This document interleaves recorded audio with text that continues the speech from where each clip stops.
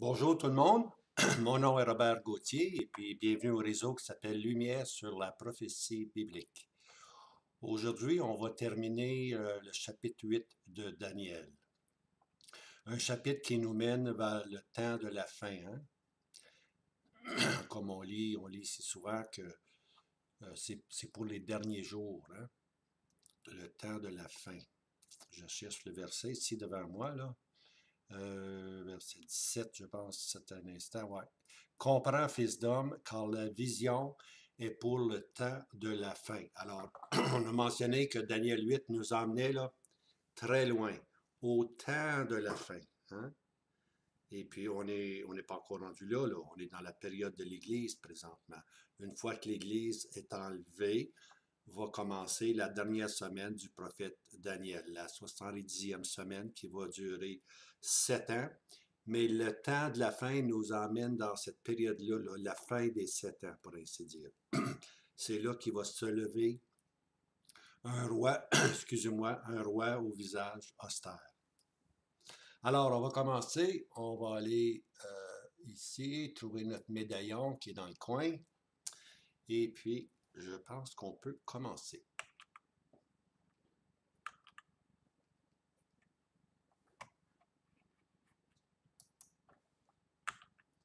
Voilà. L'interprétation de Gabriel, c'est l'ange Gabriel qui va nous donner l'interprétation de la vision du temps de la fin. OK? On va voir c'est qui Gabriel et puis on va voir c'est quoi l'interprétation. Alors, le chapitre est vraiment centré sur un roi futuriste, hein? Le roi des derniers temps, OK? Le roi au visage audacieux, c'est-à-dire que à partir du troisième empire, qui est l'empire grec, il va y avoir un roi sur place dans les temps prophétiques.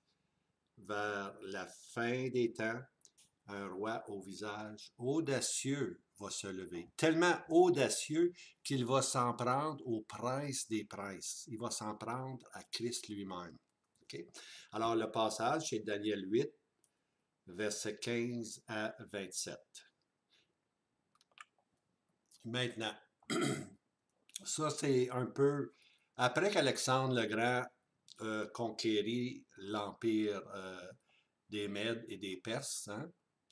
Alexandre le Grand est décédé, comme je disais, à peu près 32 ans.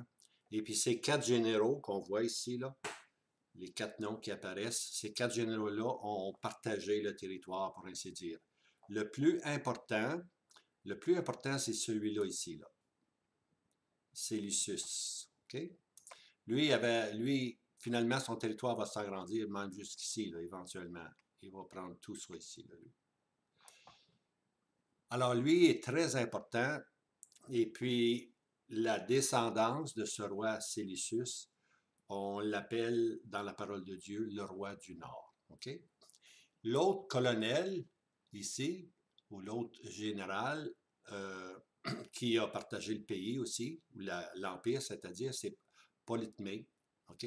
Alors, lui va s'occuper de l'Égypte. Il va prendre tout le nord de l'Afrique, l'Égypte. OK? Alors, lui, on l'appelle le roi du Sud.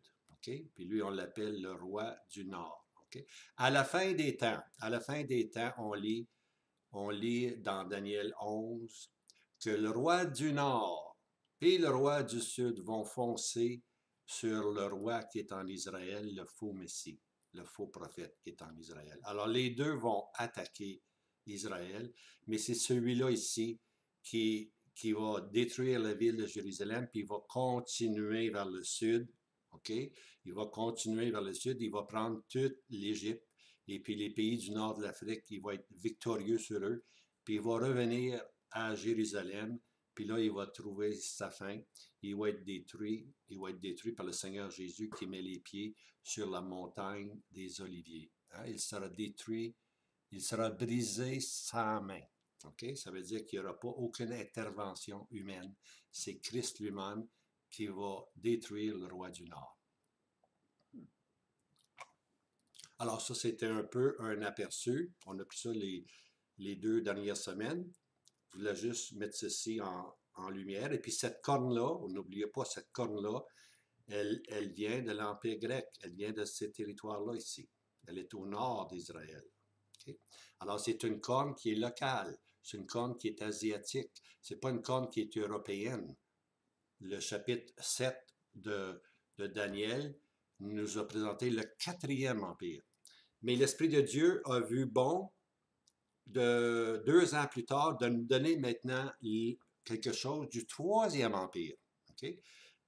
Le quatrième empire, c'est l'empire romain qui va reprendre vie. Hein?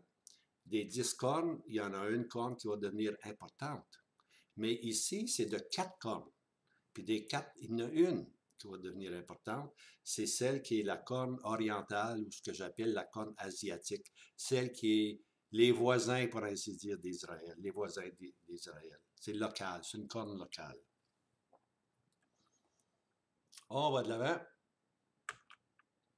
Un prélude à l'interprétation. Parce que l'interprétation va commencer au verset 23, 24 et 25.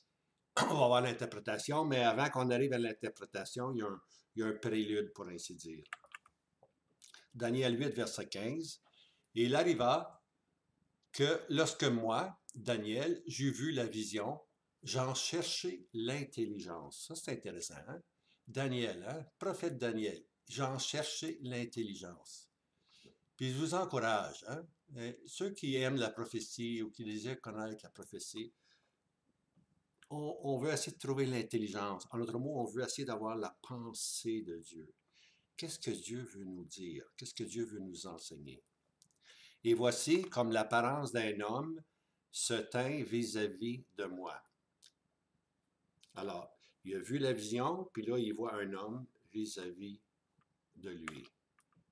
Au verset 16, et j'entendis la voix d'un homme au milieu de Ulaï peut-être, et il cria et dit, Gabriel, fais comprendre à celui-ci la vision. Alors, il y a un homme au milieu du fleuve, et il crie et dit, Daniel, fais comprendre. Gabriel, c'est-à-dire, fais comprendre à Daniel cette vision-là. Okay? Alors, Gabriel est envoyé spécifiquement pour expliquer à Daniel la vision.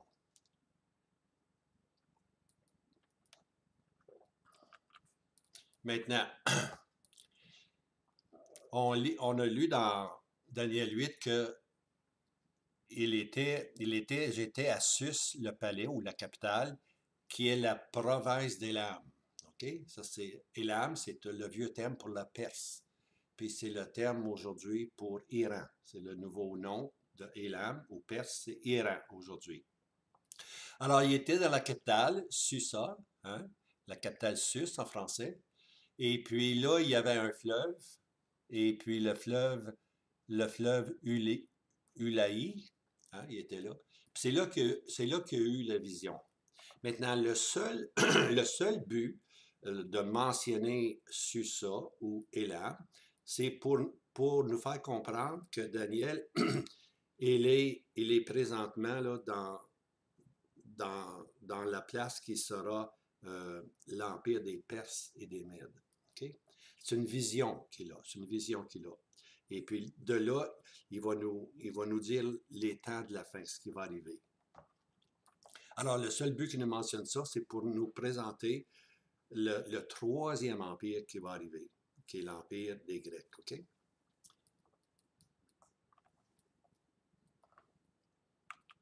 Gabriel, l'ange envoyé pour expliquer la vision à Daniel. Alors, Gabriel, c'est un ange. Mais ce n'est pas n'importe quel ange non plus.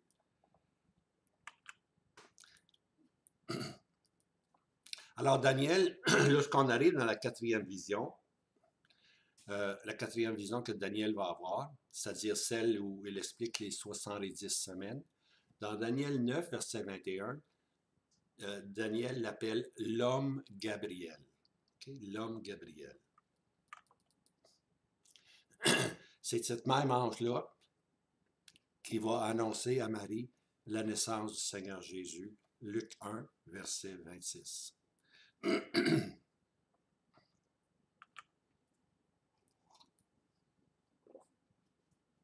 Alors, au verset 19 de Luc 1, c'est l'ange Gabriel qui annonce à Zacharie et Élisabeth la naissance de Jean le baptiseur. Mais remarquez bien, moi, c'est comme ça qu'il se présente, Gabriel. Moi, je suis Gabriel qui me tient devant Dieu. Alors, Gabriel, c'est un ange qui se tient devant Dieu. C'est l'ange qui va être employé pour donner l'interprétation de la vision qui nous emmène dans les derniers temps, pour ainsi dire. Hein?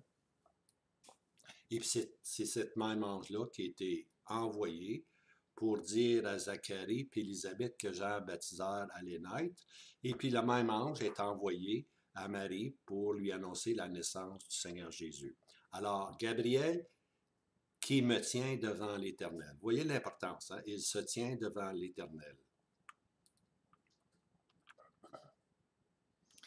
Alors, quelle est donc cette vision-là qui demande l'assistance d'un ange, pas n'importe quel ange, mais un ange qui se tient devant Dieu?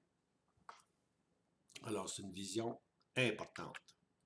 Daniel 8, verset 17. Et il vint près du lieu où j'étais, c'est-à-dire Sus, la capitale, et quand il vint, je fus effrayé et tombé sur ma face. Et il me dit, comprends, fils d'homme, car la vision est pour le temps de la fin. Alors, cette vision-là du chapitre 8, elle se continue au chapitre 10, au chapitre 11, au chapitre 12. Cette vision-là est pour le temps de la fin. Ici, on est introduit au temps de la fin. Mais les autres chapitres que j'ai mentionnés, 10 à 12, vont nous donner d'autres explications sur le temps de la fin. Alors, la vision, comme je mentionne, est pour le temps de la fin.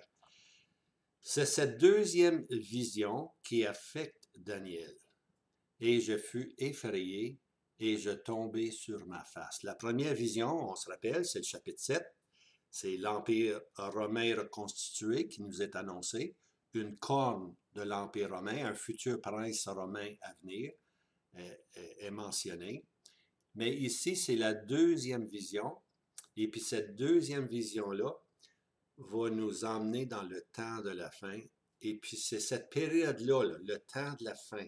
Je fus effrayé et je tombai sur ma face. Ouh là là! Hein?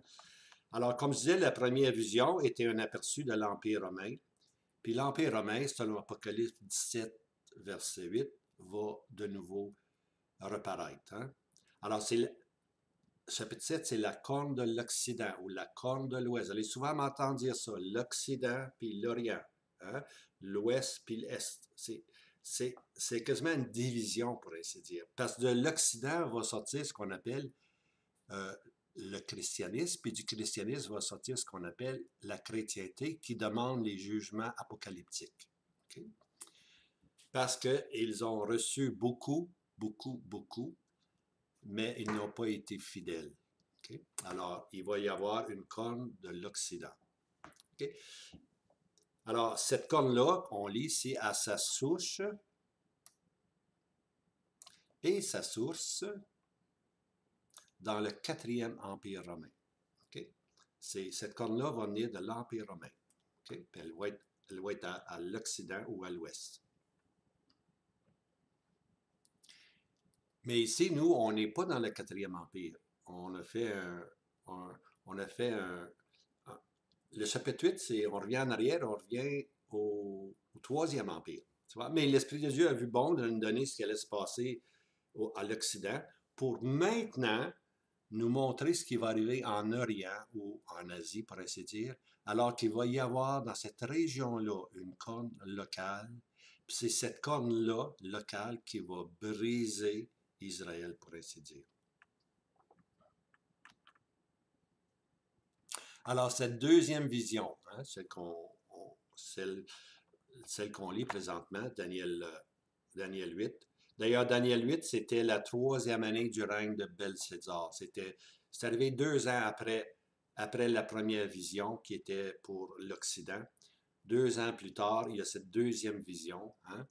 Puis cette vision-là nous présente la corne qui vient de l'Orient ou le nord-est d'Israël. Et là, elle, sa souche, regardez ici, sa souche et sa source dans le Troisième Empire, bien-aimé. Troisième Empire. Celle-là ici, c'était du Quatrième Empire. Celle-là ici, c'est du Troisième Empire, c'est-à-dire l'Empire des Grecs. L'Empire grec. Alors, la corne qu'on va voir, elle vient de l'Empire grec. Alors, cette vision de la fin que Gabriel va expliquer dans son interprétation, elle a vraiment 3 étapes. Okay? Voici maintenant les étapes. La première étape, c'est le transfert prophétique de l'Empire des Mèdes, hein, et des Perses à l'Empire grec.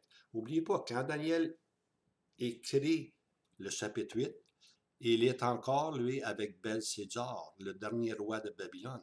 Les Perses n'ont pas encore attaqué. Mais les Perses vont attaquer, mais Daniel, sa prophétie va encore plus loin que les Perses et les Mèdes. Il va au Troisième Empire, qui est l'Empire grec, peut-être 200, 300 ans plus tard, tu vois. Mais la première étape de la vision, c'est de démontrer que l'Empire perse va céder à un autre empire qu'on appelle l'Empire des Grecs. Alors, à la mort d'Alexandre le Grand, l'Empire grec sera divisé entre ses 4 généraux. On a vu ça tantôt, là, les 4 généraux. Il y en a 2 qui sont importants, celui au nord, celui au sud. Alors, 2 cornes deviendront prédominantes. Hein. De l'Empire grec, il va y avoir 2 cornes qui vont devenir prédominantes. Hein. La corne du sud, qu'on appelle l'Égypte, les rois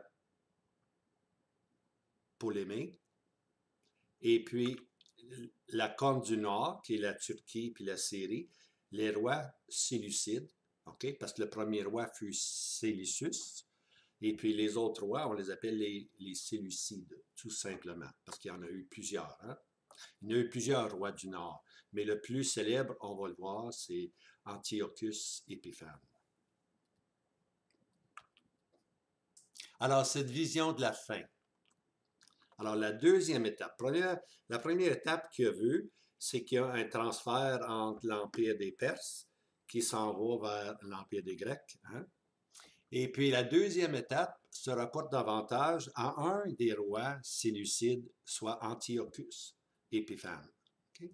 Il y a eu plusieurs rois du Nord, mais le plus célèbre, comme je disais, c'est Antiochus Épiphane, parce que lui, il a persécuté le peuple. Il a introduit du sang de porc ou de cochon, si vous voulez, dans le lieu saint. Il a profané le lieu saint, tu vois. Alors, Antiochus était vraiment une image, on peut dire. Antiochus Épiphane était une image ou l'ombre des choses à venir. Okay? Parce qu'il va y avoir, à la fin de la vision de la fin, il va y avoir un homme qui va être pire qu'Antiochus Épiphane. Antiochus Épiphane s'en est pris, lui, au peuple, mais celui qui doit venir, hein, le roi au visage audacieux, lui va s'en prendre à qui? Il va s'en prendre directement au prince des princes, le Seigneur Jésus lui-même. Alors, Antiochus Épiphane n'est qu'un type, hein, mais le vrai antitype va être le roi au visage audacieux. Alors, cette période d'Antiochus Épiphane est décrite dans une image de 2300 soirs et matins. Alors, ce roi-là va s'en prendre à l'armée des cieux, c'est-à-dire aux Juifs, et le sanctuaire et le lieu saint est profané. C'est lui qui va profaner le lieu saint. Alors, à la fin de ces soirs et de ces matins, le lieu saint sera purifié. Daniel 8, verset 14. Alors, on se rappelle que il a vraiment souillé le lieu saint, mais il y a eu les Maccabées qui sont arrivés, puis il y a eu une révolte du peuple, puis finalement, Antiochus Épiphane a été éliminé, pour ainsi dire, et puis le lieu saint a été de nouveau purifié. Hein. D'ailleurs, lorsque le Seigneur Jésus va venir, plus tard, je ne sais pas combien, 100 ans plus tard peut-être, quand le Seigneur Jésus va venir, il va y avoir le temple qui est là, qui est purifié, puis le Seigneur va rentrer dans le temple, tout simplement. Alors, il faut qu'il y ait la purification du temple. Hein. Alors, pour 2300 jours, le temple a été souillé, le peuple a été attaqué, pour ainsi dire, et puis finalement, la révolte va avoir lieu dans le peuple, et puis le temple va être de nouveau, le lieu saint va être de nouveau purifié. Et puis, finalement, le Seigneur Jésus va se présenter. Puis après ça, 70 ans après la venue du Seigneur Jésus, le temple va être détruit. Hein. L'armée romaine va détruire Jérusalem au complet. Alors, cet individu, hein, qu'on appelle Antiochus Épiphane, ce roi-là, un des derniers rois, hein, des Séleucus, cet individu est un accomplissement partiel des temps de la fin, l'ombre des choses à venir, tu vois. Alors nous, quand on regarde cette période-là, quand on va dans l'histoire, puis on regarde cette période-là d'Antiochus Épiphane, pour nous, ça devient de l'histoire. Okay? Pour nous, ça devient de l'histoire. Mais pour Daniel, c'était de la prophétie pure, pour ainsi dire. Alors, cette vision de la fin. La troisième étape.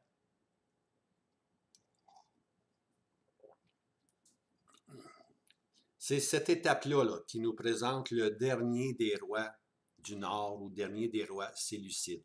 Okay? Cette étape-là, là, c'est ça qui effraie Daniel. C'est cette troisième étape de la vision qui le rend, là, il tombe sur sa face à terre et puis l'ange Gabriel doit venir le soutenir, tu vois, parce qu'il voit la vision de la fin. Et il va voir là, que le prince des princes, non seulement le peuple va être attaqué, mais le prince des princes va être aussi attaqué par ce roi au visage audacieux. Alors ce dernier, ce roi futur à venir, ce dernier s'en prendra au peuple juif, mais aura aussi l'audace de s'élever contre le chef de l'armée. Alors le chef de l'armée, c'est Christ, ou le prince des princes qui est Christ lui-même. On lit ceci dans Daniel 8, verset 11, le chef de l'armée, puis Daniel 8, verset 25, le prince des princes. Donc, la Bible elle-même nous confirme c'est qui le chef de l'armée. C'est le prince des princes, celui qui va prendre pouvoir sur tous les princes de la terre, celui qui va gouverner la terre, le Seigneur Jésus, le roi des rois. Hein? Ici est appelé le prince des princes, Apocalypse, le roi des rois.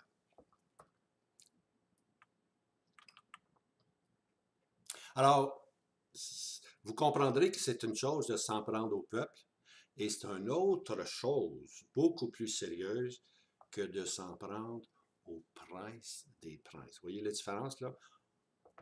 Antioche Épiphane a attaqué le peuple, hein? Mais ici, ce futur prince-là, ici, ce futur roi-là, le roi, c'est le roi au visage audacieux, va s'en prendre, lui, au prince des princes. Alors, cet individu-là, le roi au visage audacieux, cet individu du temps de la fin est de la même semence où la généalogie des Séleucides, les rois du Nord. Alors, il est de la même semence, il est de la même source, on peut dire, la même généalogie. Il fait partie des rois qu'on appelle les rois du Nord. Hein? Alors, qui va être, on ne le sait pas, je ne sais pas si je le mentionne ici, là. Gabriel aide Daniel à se remettre sur sa stupeur. Daniel 8, verset 18. Hein? Daniel, quand il a vu le temps de la fin, là, puis il a vu ce dernier roi-là, là, Là, il doit se remettre. Ça prend un ange, ça prend Gabriel pour le remettre de sa stupeur. Daniel 8, verset 19, il dit, voici, je te fais connaître ce qui aura lieu à la fin de l'indignation, car un temps déterminé sera la fin. Alors là, on commence à comprendre un peu mieux. Là. Cette dernière vision-là, elle couvre la fin de l'indignation. Puis l'indignation, c'est la colère de Dieu. Ce sont les derniers mouvements de Dieu, pour ainsi dire, avant l'établissement du royaume. On appelle ça l'indignation. Hein? Et puis, ou la consomption décrétée. Hein? Isaïe appelle ça la consomption décrétée. La fin de l'indignation. Car un temps déterminé sera la fin. C'est réservé pour un temps particulier, particulièrement aussi à la fin, à la toute fin. Okay?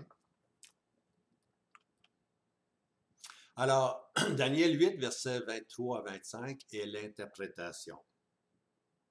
Okay? De Gabriel qui se tient devant Dieu.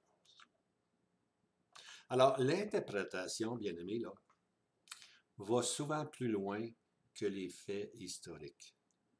Lorsqu'on regarde l'histoire un peu, surtout ce que Daniel a prophétisé, lui, et puis avec Antiochus Épiphane, pour nous, c'est un fait historique.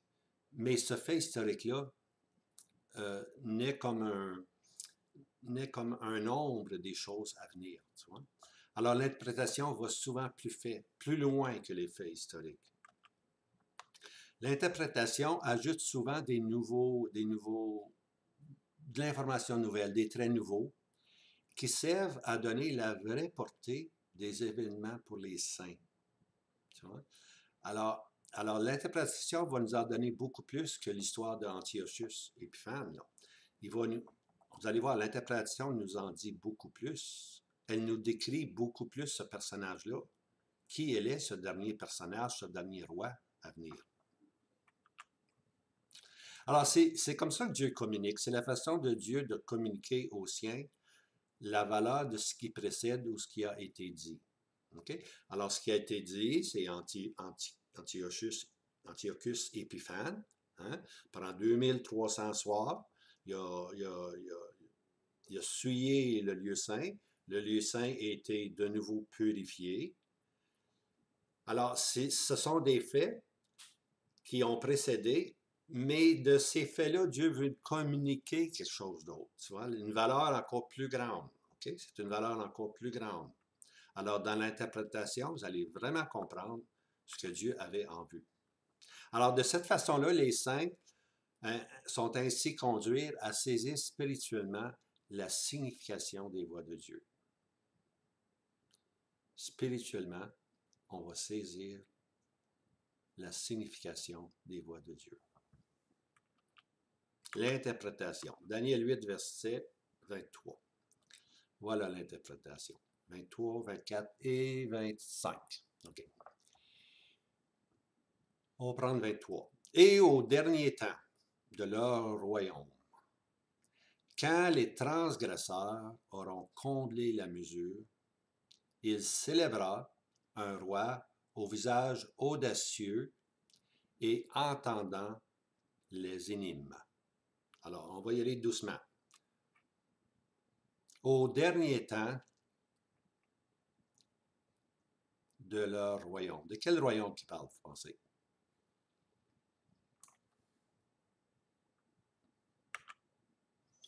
Alors, voici la question. De quel royaume parle-t-il? Il parle encore du royaume où il y a eu 4 cornes qui ont remplacé Alexandre le Grand. Alors, il parle des cornes descendantes du royaume grec. Il parle de ces cornes-là.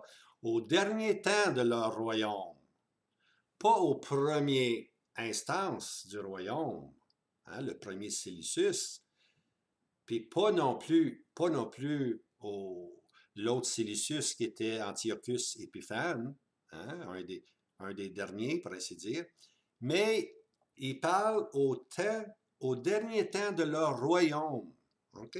Alors, de l'Empire grec, du territoire de l'Empire grec, qui est au nord d'Israël, qui est la Turquie, et puis qui est aussi Turquie, puis la Syrie, de ce territoire-là, dans les derniers temps, il va sortir un roi au visage audacieux.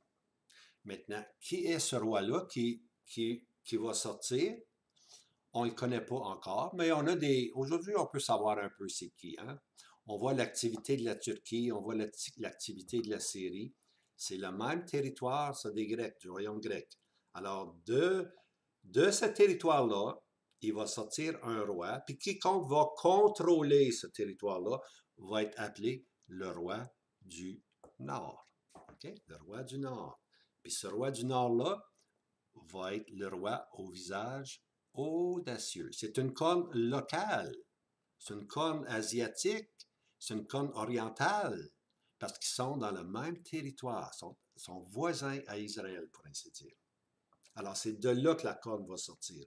Aujourd'hui, on voit c'est un peuple musulman, c'est un peuple arabe, c'est un peuple qui haïssent Israël, qui veulent se débarrasser complètement d'Israël. Israël est une tâche, hein, est une tâche pour eux.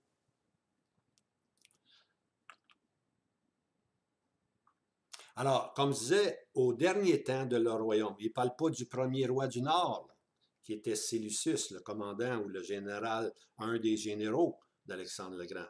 Ça, c'était les prémices, pour ainsi dire. Mais il parle du dernier roi, hein, au temps de la fin de leur royaume. Quand le royaume va être au dernier temps de leur existence, pour ainsi dire, il va se lever un roi au visage audacieux. Il ne parle pas des successeurs comme Antiochus Épiphane et les 2300 soirs du matin. Là. C'est pas de ça. Là. Il parle au dernier temps. Soyez certains, vous comprenez ça. Là. Au dernier temps de leur royaume. Au dernier temps du royaume grec. Okay? Maintenant, l'esprit prophétique va encore plus loin dans le temps. Au dernier temps de leur royaume, c'est en contraste avec les origines de Séleucus et des autres rois séleucides qui sont venus, les différents rois du Nord. Dans la vision du temps de la fin, un roi du Nord se lèvera, c'est-à-dire quiconque contrôlera le nord d'Israël, sans doute la Turquie et la Syrie. Alors, il va s'élever dans ce territoire-là un roi qu'on va appeler le roi du Nord, le roi au visage audacieux. On va le voir dans l'interprétation, ce qu'il fait. Alors ici, je reprends un peu la map pour démontrer. Ça, c'est les 4 généraux. Cassander, Lysimachus, et puis Séleucus et Polytmée. Alors lui, ici, c'est le roi du Sud, l'Égypte. Hein? Et puis lui, ici, c'est Séleucus. Et puis, avec Séleucus va venir ce qu'on appelle le roi du Nord. Regardez son territoire, c'est grand. Oui, oui, son territoire ici, là, comme il est rendu, là, il est rendu en Turquie.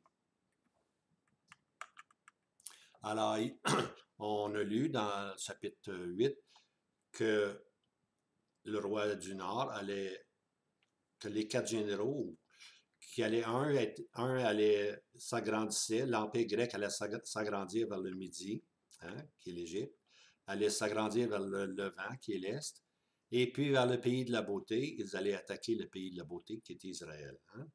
Et puis allait sortir de ce territoire jaune-là, allait sortir le roi du Nord, puis du territoire vert, allait sortir de l'Égypte le roi du Sud. Hein. Puis on lit, je le dis souvent, je vais le lire parce que c'est très important. Là, je m'en vais dans Daniel 11. Au temps de la fin, verset 40, au temps de la fin, le roi du Médie heurtera contre lui. Lui, c'est le roi en Israël qui est décrit à partir du verset 36. Et un roi agira selon son bon plaisir, et il s'exaltera. Il niera le Dieu de ses pères et n'aura pas égard au désir des femmes. Hein. Alors, on voit très bien que c'est le faux Messie qui est là. Okay? Alors, au temps de la fin, le roi du Médie hein, le roi du Sud, va heurter contre lui et le roi du Nord fondra sur lui comme une tempête. Lui, naturellement, c'est le faux Messie, le faux roi en Israël. Alors, ces deux, c'est le Nord et le Sud vont attaquer Israël, pour ainsi dire, à la fin des temps. Alors, Séleucus, on les appelle les rois, sa descendance, les Séleucides. Alors, quand est le temps de la fin? Ça, c'est la question. Quand est-ce le temps de la fin? Remarquez bien ici. Quand les transgresseurs auront comblé la mesure.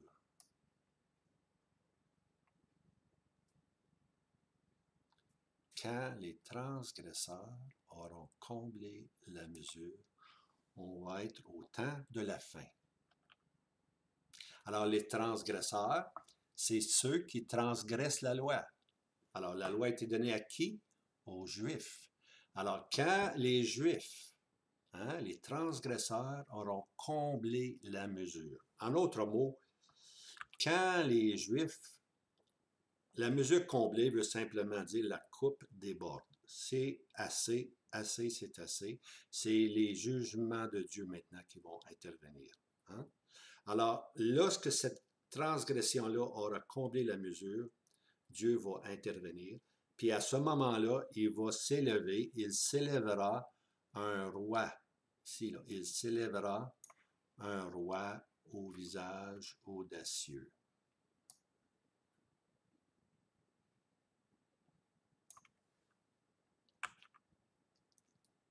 Alors, quand les Juifs auront comblé cette mesure, alors se lèvera un roi terrible, connu sous le nom de le roi au visage audacieux.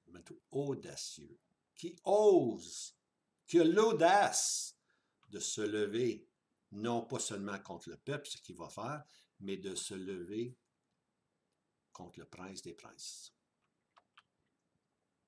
Alors, ce sera un ennemi local, une corne asiatique ou une corne orientale. Hein?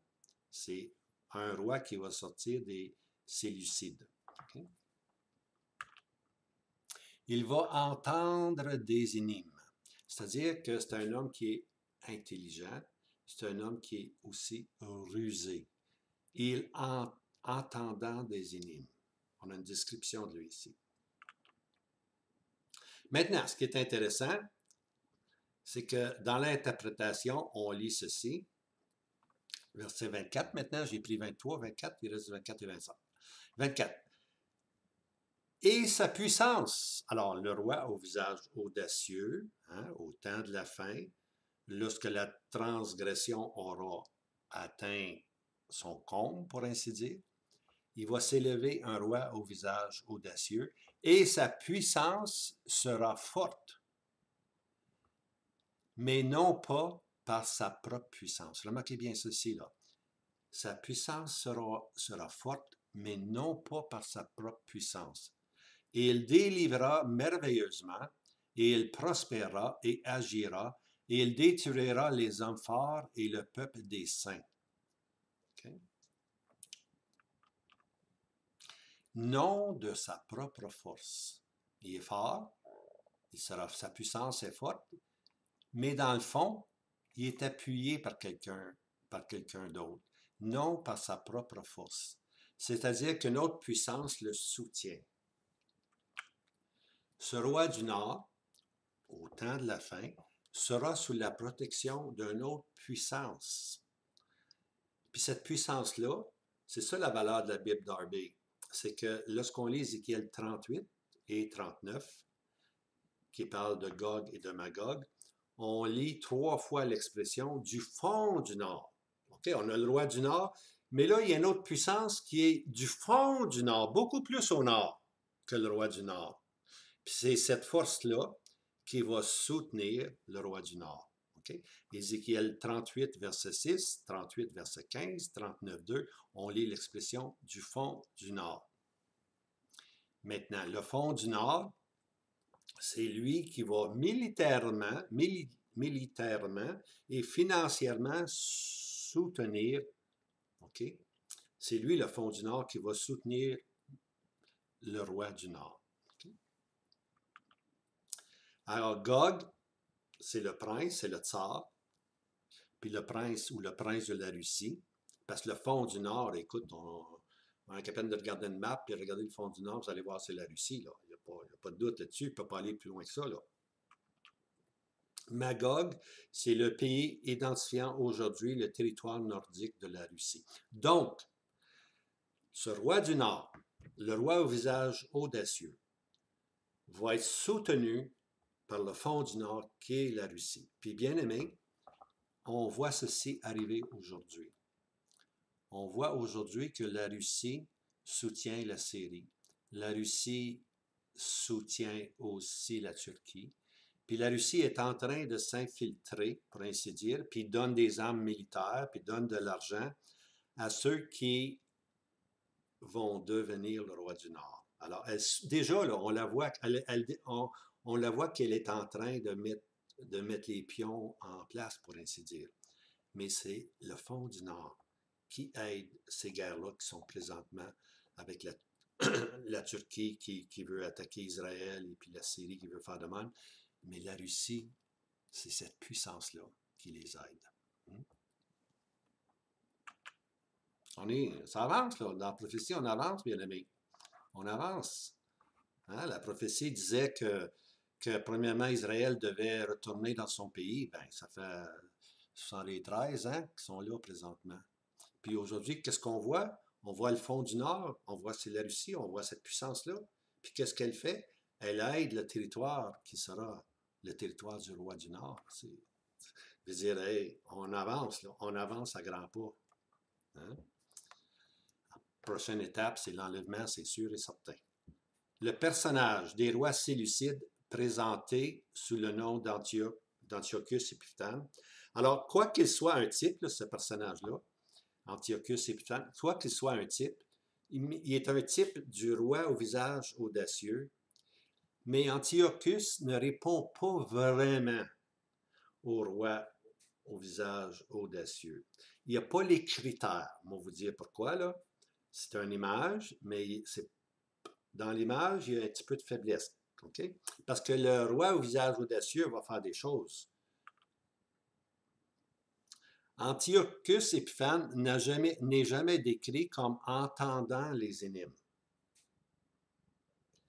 Puis deuxièmement, il était jamais, on lit, que ce roi-là, Antiochus Épiphane, était soutenu par une autre puissance. Voyez-vous l'image, là? Le type est faible comparé à l'antitype. Le type n'a pas entendu, il n'y avait pas des entendements des énigmes. Il ne l'avait pas, Antiochus, pas mentionné. Puis il n'était pas soutenu par une autre puissance. Voyez-vous, ça, c'est des faits historiques. Mais la prophétie nous en donne plus. Elle nous dit que ce roi au visage audacieux, il va être fort, mais non pas par sa puissance, puis il va entendre des énigmes. Vous voyez un petit peu la différence, là. Alors, le dernier roi du Nord fera comme son prédécesseur.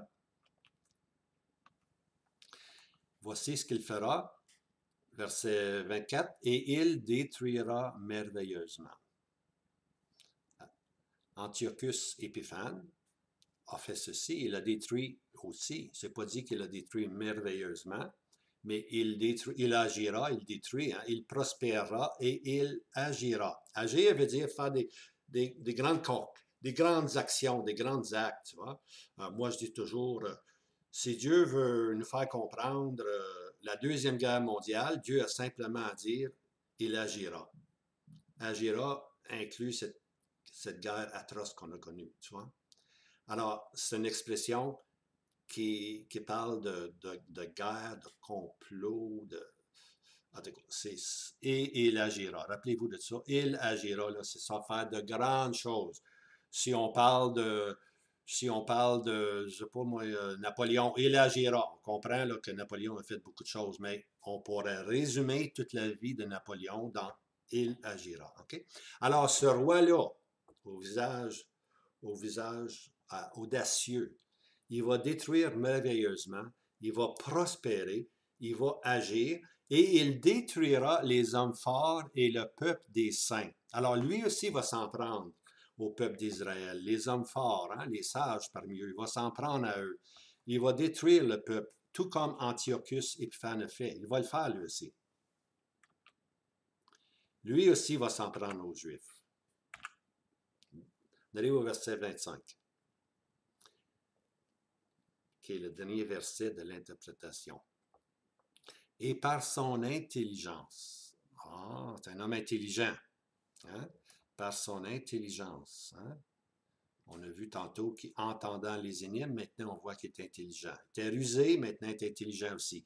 Il fera prospérer la fraude dans sa main et il s'élèvera dans son cœur, au visage audacieux, et par la prospérité, il corrompra beaucoup de gens et se lèvera contre le prince des princes. Mais il sera brisé sans main. On va prendre ça maintenant. Alors, ce dernier roi des Séleucides, le roi du Nord final, pour ainsi dire, est rusé et intelligent. Hein? Maintenant, c'est un fraudeur. Sa fraude est grande. Il fera prospérer la fraude dans sa main. Hein? Il va faire prospérer la fraude. Un fraudeur. Puis c'est un fraudeur qui est habile, qui est intelligent. Alors, tout va prospérer, ses mensonges, ses menteries vont prospérer. Puis finalement, il va s'élever dans son cœur. Hein? Il s'élèvera dans son cœur. Et puis, qu'est-ce qu'on lit? Et par la prospérité, ça c'est ici, et par la prospérité, prospère, ça va bien. Il corrompra beaucoup de gens.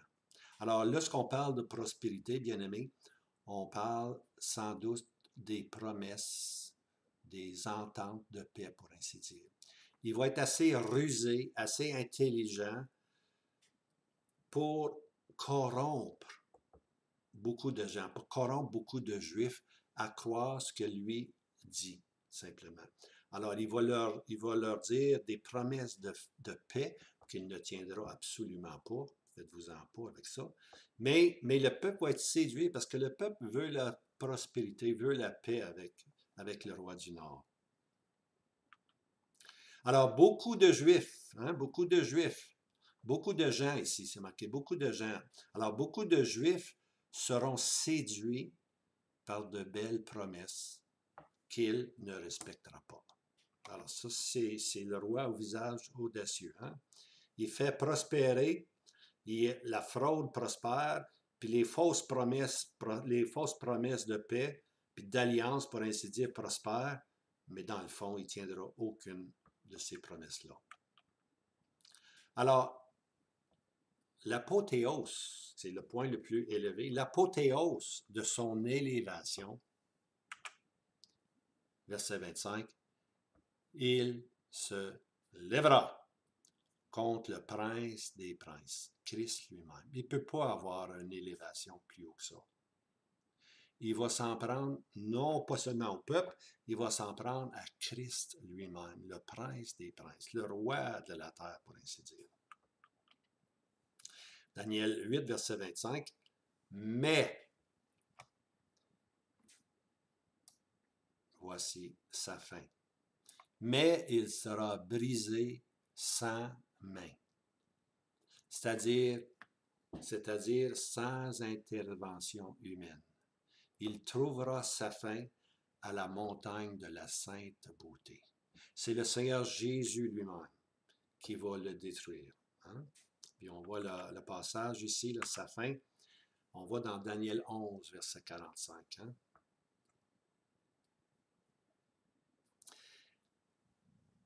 Ce que le roi du Nord fait, c'est on lit dans Zacharie, Zacharie 14, on lit que le roi du Nord est arrivé, puis il saisit Jérusalem. La moitié de la ville va en captivité. Les femmes sont violées. Puis lui, il reste son armée là, puis il continue son chemin maintenant vers le roi du Sud qui veut anéantir complètement. Il s'en va vers le roi du Sud. Il est victorieux. Puis là, il entend des nouvelles que ça ne va pas à Jérusalem. Quelque chose se passe à Jérusalem. Il est frustré au bout. il revient, là, il revient, puis il veut finir la question d'Israël à jamais. Il revient avec toutes ses armées, puis tous les soldats qu'il a pris du roi du Sud, ensemble, ils reviennent, pour ainsi dire, puis il plantera les tentes de son palais. Daniel 11, 45. Il plantera les tentes de son palais entre la mer. OK, son palais parle du roi. Alors, le roi du Nord qui revient, et entre la mer, ça c'est la mer Méditerranée, et la montagne de la Sainte Beauté, hein, et la montagne c'est Sion, la Sainte Beauté, il viendra à sa fin, il n'y aura personne pour le secourir.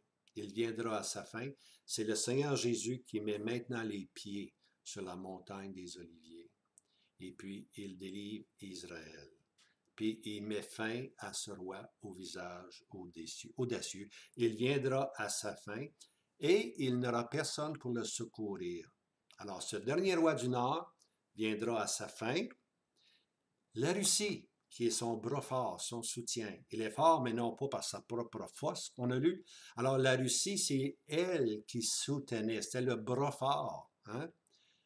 La Russie ne viendra même pas à son aide. Personne pour le secourir. Hein?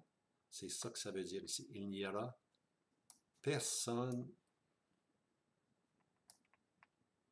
pour le secourir. Daniel 8, verset 26, maintenant la vision est terminée. Et puis maintenant on a une référence aux 2300 soirs et matins. Hein? Alors, et la vision du soir et du matin qui a été dite est vérité. Et toi, serre la vision, car elle est pour beaucoup de jours. Okay? Serre la vision, car elle est pour beaucoup de jours. On se rappelle que la vision, elle a trois parties. Hein? Elle a la partie où on voit que Alexandre le Grand vient et détruit les Perses, puis Alexandre le Grand meurt. Ces 4 généraux prennent la place. Et puis la deuxième partie, c'est qu'il va y avoir de ces 4 généraux-là, il va y avoir le roi du Nord, le roi du Sud. Celui qui va être puissant va être le roi du Nord. Puis ce roi du Nord-là, lui, il va y avoir un personnage qui va sortir, pour ainsi dire. Puis ce personnage-là va être Antiochus Épiphane, qui pendant 2300 soirs et matins va s'attaquer au peuple. Finalement, le temple va être souillé, mais il va être de nouveau, le lieu saint va être de nouveau purifié. Et puis plus tard, on voit dans l'interprétation un roi au visage audacieux. Ça, c'est la fin des temps, pour ainsi dire. Okay? Alors, ce qu'il dit, c'est qu'il dit que le soir, la vision du soir et du matin a été dite et vérité. C'est vrai, ça va arriver. C'est arrivé aussi, historiquement, c'est fait, c'est arrivé. Et toi, Daniel, serre la vision, serre-la fort, caresse-la, pour ainsi dire, car elle est pour beaucoup de jours. Elle est loin, la fin de la vision, elle est loin. Le roi au visage audacieux, c'est loin, ça. Hein? C'est très loin. Alors, serre la vision. Tout ce que la vision complète, les 3 étapes de cette vision-là vont s'accomplir. Alors, la vision des 2300 soirs et matins, ça, la période des Antioches Épiphanes allait maltraiter le peuple et déconsacrer le lieu saint a été dite et est vérité. Ça, pour nous, c'est accompli. Après cette période initiale, le temple sera purifié et Jésus-Christ, lors de sa première venue, va visiter le temple. Après ça, le temps des Romains arrive et puis les Romains, avec Titus, vont détruire la ville de Jérusalem et le temple. Daniel, et toi, Daniel, serre la vision, car elle est pour beaucoup, beaucoup, beaucoup de jours. Cette vision que Daniel doit précieusement serrer, car elle est pour beaucoup de jours. Ce n'est pas nécessairement la vision des 4 généraux. Ce n'est pas seulement la vision qu'il va y avoir un roi du Nord ou un roi du Sud. Non, ce n'est pas seulement la vision des 2300 jours avec Antiochus Épiphane. C'est beaucoup plus. Selon l'interprétation de Gabriel, ce sera la période qui nous introduit à la fin de l'indignation, car les transgresseurs auront comblé la mesure. C'est ça la vision. C'est vraiment ça la fin de la vision. Elle comporte 3 parties. Mais la plus importante, c'est à la fin de leur royaume va s'élever un roi au visage audacieux. Quand? Ça va être dans la période de la fin de l'indignation, puis quand les transgresseurs auront comblé la mesure. Alors, on lit un roi au visage audacieux, un roi de descendance des Sulicides, se lèvera contre le prince des princes, mais il sera détruit sans main. Daniel 8, verset 27. Et moi, Daniel, je défaillis et je fus malade quelques jours. C'est sûr, là, il est allé loin dans la vision, là. Il est allé à l'étape où ce roi au visage audacieux va s'élever contre le prince des princes, contre Christ lui-même. Alors, je défaillis et je fus malade quelques jours. Puis je me levai et je m'occupai des affaires du roi. Et je fus stupéfié de la vision, mais personne ne l'a compris. Alors, les affaires du roi. Je me levai, je m'occupais des affaires du roi. Écoutez, de quel roi qui parle? Il vient de... le chapitre 8 a commencé en disant que c'était la 3e année du roi de Belshazzar, le dernier roi de Babylone. Hein? On sait que Babylone a été détruit par les Mèdes et les Perses. Alors lui, il était dans la période encore de Babylone. Okay? Dernier roi de Babylone, Daniel 8, verset 1. Okay? Alors il s'occupait maintenant, il s'occupait des affaires du roi Belshazzar. Tu vois? Puis pas longtemps après, naturellement, Belshazzar il a été détruit, puis Babylone a été saisie par les Mèdes et les Perses. Maintenant, il n'est pas dit, et je fus stupéfié de la vision, mais personne ne l'a compris. Il n'est pas dit que Daniel ne comprit pas la vision, mais que personne d'autre ne l'a compris. Okay? Ça veut simplement dire ceci.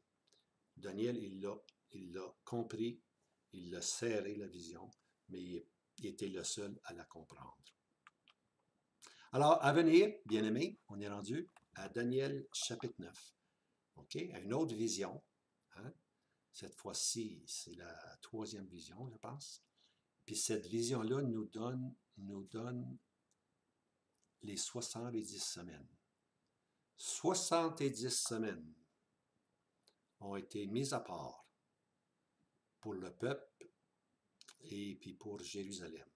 Puis c'est ça qu'on va prendre. C'est ça, c'est vraiment le cœur, les 70 semaines, c'est le cœur du Daniel prophète. C'est l'essence même, pour ainsi dire, de toute la prophétie. 70 semaines. On va voir ces 70 semaines. Puis, entre-temps, ben, écoute, c'est la journée du Seigneur. Alors, bon dimanche. Le Seigneur revient bientôt, hein, comme on peut voir. Le temps avance très vite. Hein? Le temps avance très vite. Et puis, nous, on se console parce que nous verrons le Seigneur Jésus, notre bien-aimé Sauveur. Maranatha.